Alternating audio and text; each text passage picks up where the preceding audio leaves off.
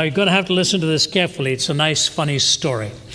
It's the story of a young would-be ordinand who was going to be interviewed by the bishop to see if he would qualify for the ministry.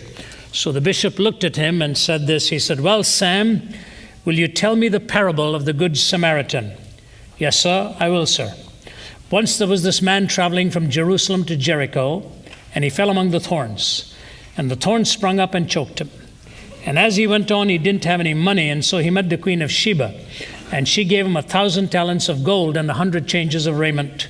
And he got into a chariot and drove furiously, and when he was driving under that big juniper tree, his hair got caught on the limb of that tree, and he hung there many days and many nights, and the ravens brought him food to eat and water to drink. And he ate 5,000 loaves of bread and 2 fishes. One night when he was hanging there asleep, his wife Delilah come along and cut off his hair. And he dropped and fell on stony ground, but he got up and went on, and it began to rain, and it rained 40 days and 40 nights. And he hid himself in a cave and lived on locusts and wild honey. Then he went on till he met a servant who said, "Come take supper at my house." And he made excuse and said, "No, I won't. I've married a wife and I can't go."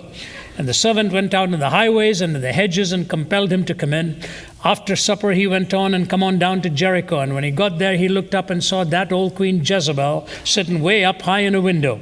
And she laughed at him, and he said, "Throw her down out there." And they threw her down. And he said, "Throw her down again." And they threw her down 70 times 7. And of the fragments that remained, they picked up 12 baskets full, beside women and children.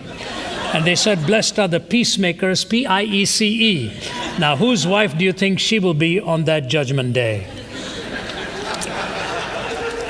You know what? You really have to know the scriptures to get the gist of that story. But it is one messed up story. It's a story that's taken from bits and fragments of here and there and everywhere to make a marvelous story, but it is not the real story. It's a story made up by some guy trying to get an ordination, having missed the scriptures completely.